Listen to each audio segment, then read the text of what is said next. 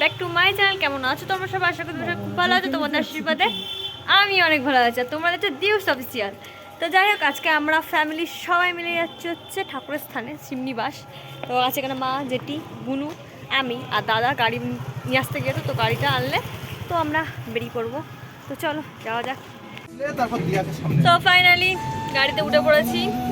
তো অ্যাকচুয়ালি আমাদের বাড়ির সবারই গাড়িতে সমস্যা, আমার তো বিশেষ করে বেশি সমস্যা। সামনে বসবো, আগে দাদা পেট্রোলে গাড়িটা তেলটা ভরে নিই, তারপর হচ্ছে আমি হচ্ছে সামনে চলে যাবো, সামনে বসে মাঝে আলাদা। চলো গাইস, পূজা রেডি, সবাই চলে এসেছি মোটামুটি। তো চলো এবার যাওয়া যাক। আমি সামনে চলে এসেছি, চলো গাইস। দুর্গা দুর্গা বলে বেরিয়ে পড়লাম। তো এত সুন্দর প্রাকৃতিক দৃশ্য দেখতে দেখতে দেখতে যাচ্ছিলাম। আর গ্রামের দৃশ্য মানে একদম আলাদাই অনুভূতি। আর এই সচরাচর কিন্তু আমাদের শহরে এরকম একটা দৃশ্য পাওয়া যায় না। আর কি সুন্দর ঠান্ডা হাওয়া দিচ্ছে, মানে দারুণ লাগছিল। আর সব থেকে বড় কথা, আমরা পাগলাখালি যাওয়ার সময় এমন একটা গ্রামের ভেতর দিয়ে আছেন যেটা দাদা নিয়ে গেছিলো, আমি বিশেষ চিনি না, কিন্তু এইটুকু বললো যে ওই যে টাওয়ারগুলো দেখাচ্ছে ওটা নাকি বাংলাদেশ আর এটা নাকি ইন্ডিয়া, মানে বাংলাদেশের একদমই বর্ডারের পাশ দিয়ে যাচ্ছিলাম আমরা। তো যাই হোক, এটা হচ্ছে চুন্নি নদী। চুন্নি নদীর ব্যাপারটা হচ্ছে এতটাই বড় যে শিবনিবাস এবং কি পাগলাখালি চারিদিক দিয়ে আর রয়েছে, কিন্তু কিছু কিছু জায়গায় জল আছে আর কিছু কিছু জায়গায় জল নেই। মানে এত সুন্দর একটা নদী, কিন্তু কিছু কিছু জায়গায় একদম পড়ে গেছে, চর পড়ে গিয়েছে। এত সুন্দর প্রাকৃতিক দৃশ্য দেখতে দেখতে ফাইনালি পৌঁছেই গেলাম হচ্ছে পাগলাখালিতে। ফাইনালি চলে এসছে হচ্ছে আমরা পাগলাখালি, কারণ হচ্ছে ফার্স্টে পাগলাখালি দেখে তারপর যাবো হচ্ছে শিবনিবাস। কিন্তু আজকে মঙ্গলবার, আমরা সোমবার এলে খুব ভালো করতাম, বাট আমরা হুট করে প্ল্যান করে চলে এসেছি। তো তার জন্য মঙ্গলবারে প্ল্যান হয়েছে, তাই চলে এসেছি মঙ্গলবারে। তো এই সেই পাগলাখালি মন্দির। তো চলো তোমাদেরকেও দেখাই।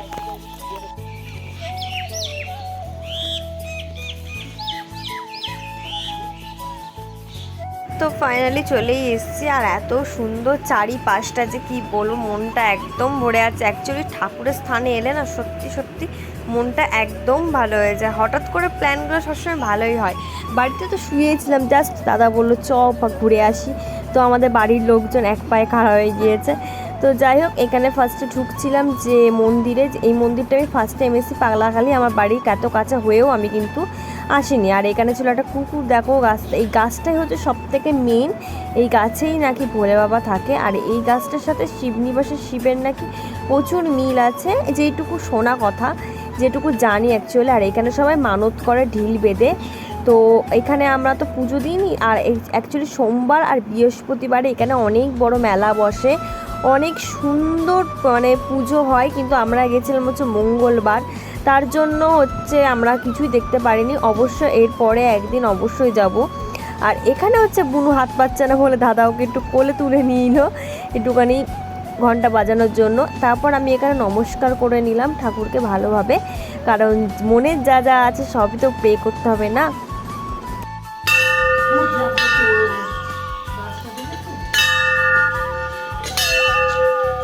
আমাদের ঠাকুর দর্শন হয়ে যাওয়ার পর আমরা এখন এখানে একটু ঘুরছি, কারণ আজকে তো সেমন মেলা নেই। সোমবার হলে মেলা দেখতে পাচ্ছি না, বলো মা। তো এটা হচ্ছে চুন্নি নদী, যেখানে খুব সুন্দর একটা হাওয়া দিচ্ছে। তো আমরা এখানে একটু ঘোরাঘুরি করছি, চারিপাশটা দেখছি ভালোভাবে। আমি ফার্স্ট টাইম এলাম, সবাই ফার্স্ট টাইম। মা ফার্স্ট টাইম? হ্যাঁ,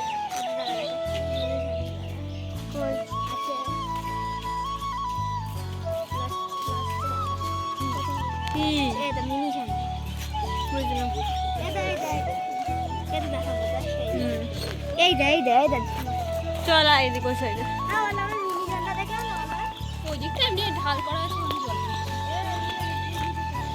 ঠিক আছে,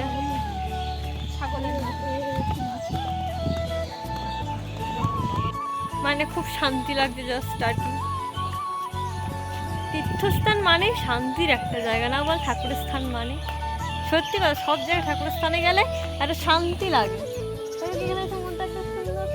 মনটা খুব শান্ত হয়ে গেছে। কিন্তু এখানে খাওয়াটা তাও এই মালটা খান, মানে এতটাই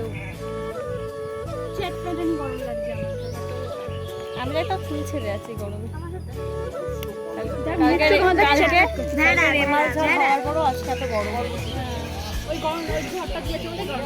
হ্যাঁ তো চলো গাইস, তো এখানে গোমাতা আর ভেড়া। হ্যাঁ গ্রামের দিকে, আমি বোলপুরে গিয়ে দেখতাম ভেড়া।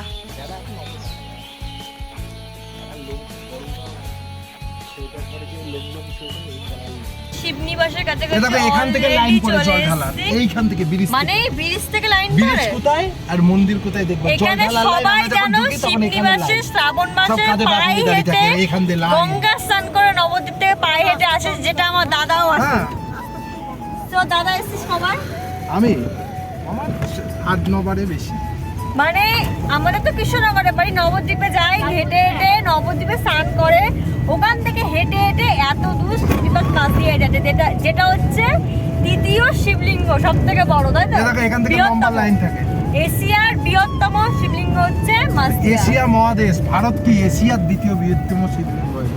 ইয়েস, এশিয়া মহাদেশ। মানে আমি এতবার গেছে, আমি ফার্স্ট টাইম যাচ্ছি।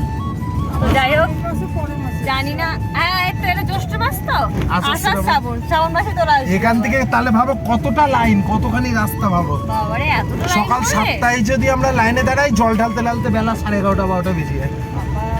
এখান থেকে তখন মেলা বসে দু সাইড দিয়ে, চৈত্র মাসে মেলা বসে, এই যে। আচ্ছা, তো চলো একবার মন্দিরে গিয়ে তোমাদের সাথে দেখা হচ্ছে।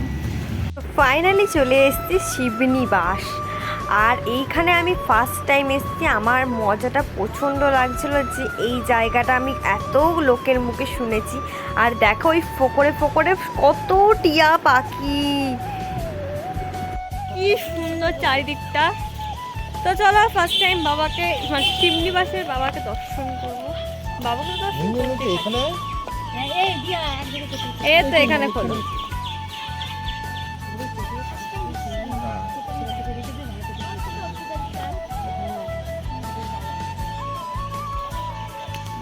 তো যাই হোক, বাইরেটা তো দেখলাম, চলো এবার ভেতরে যাওয়া যাক। যেই মন্দিরের সামনে যাচ্ছে না কেন, এই যে ছোট বাচ্চারা তো বসেই থাকে, আদর্শ পশু কুকুর। তো যাই হোক, নমস্কার করে একদম ঢুকলাম বাবার মন্দিরে, গিয়ে দেখলাম সত্যি শিব ঠাকুরটা যে বাবা এত বড় যে কি বলবো। তো যাই হোক, এই বাবাকে দর্শন করে তো মন অনেকটা ভালো হয়ে গেল, সবারই ভালো হয়ে যায়।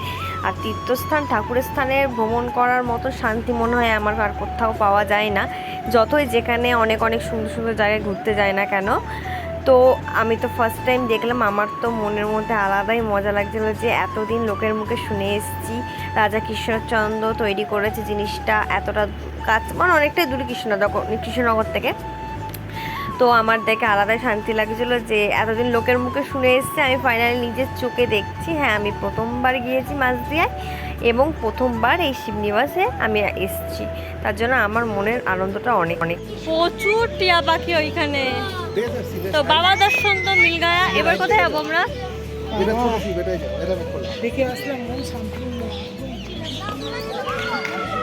এটা ছোট শিব, চলো গাইস। তো যেই বড় শিবটা ছিল সেই দর্শনটা করে, এখানে ছিল আর একটা ছোট শিব, মানে দুটো শিব আছে এখানে। তো এই বাবারও দর্শন করে আমরা চলে গেলাম হচ্ছে রাম সীতার মন্দিরে, যেই মন্দিরটা একদম পাশেই আছে। আর এই যে এখানে আছে হচ্ছে গোপাল আছে অষ্টধাতুর। আমরা রাম সীতাকে দর্শন করলাম, অনেক ভালো লাগলো। চুন্নি নদীটা আমরা কোথা থেকে দেখতে দেখতে আসছি মা? পাগলাঘাড়িতে দেখতে দেখতে আসছি আমরা, কতটা আমরা এই নদী দিয়েই মনে হয় পার হয়। দেখ, পাগলাঘাড়িতেও ছিল নদীটা, আবার এখানেও। তো এই ঘাটের পাড়টা একটু ঘুরতে এসলাম, বাবাকে দর্শন করে, রাম সীতা দর্শন করে। তো চলো এখন যাই না কোথায় যাবো, তো চলো গাইস, দাদা জানে কোথায় নিয়ে যাবে। এদিকে গাইস, আমি তখন বলছিলাম এশিয়ার দ্বিতীয়, কিন্তু না, এটা হচ্ছে দ্বিতীয় শিবলিঙ্গ, তাই তো? বল না দাদা, এশিয়ার দ্বিতীয়তম। আমি ভুল করে তৃতীয় বলে দিচ্ছি। এশিয়ার দ্বিতীয় বৃহত্তম শিবলিঙ্গ মাছদিয়ায়, যেটা উদ্বোধন করেছে আমাদের রাজা কৃষ্ণচন্দ্র। অনেক কিছু করেছে গাইস, তাই আমরা একটু ঘুরতে পারি। হ্যাঁ, তো চলো এখন কিছু খেতে যাবো, দেখি কি খাওয়া যায়। ইয়েস, গ্যাস হয়ে যাবে চা সিঙ্গারা খেলে, তো ওর জন্য আমরা সবাই মিলে একটা করে কন্ডাটো নিয়ে নিয়েছি। এই গরমে ঠান্ডা ঠান্ডা হওয়াটা খুব জরুরি, ঠান্ডা খাই আমরা গাইস। দাদা আমার আর পূজার মধ্যে তর্ক বিতর্ক হয়েছে। আমরা বলছি কৃষ্ণনগর ছেড়ে এইদিকে ফুচকা খাবো, পূজা বলেছে এখানে ফুচকা খাবো না, দাদা বলেছে এখান থেকে ফুচকা খাইয়েই ছাড়বে। তো আমরা এখন ফুচকা খেতে যাচ্ছি। খোলো খোলো, ফুচকাটা খাই। কাজটা তুলে আসো। কাজটাও তুলতে হবে বাবা, কি টাইট। দাঁড়াও আমি নামবো তো।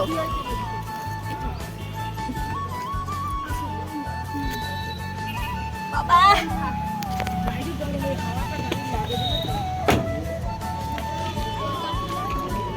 শান্তটা পূজা,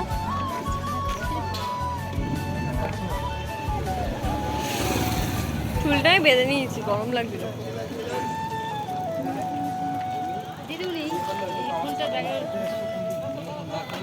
আমার পুরো শরীর ভালো না, বমি করে জাস্ট।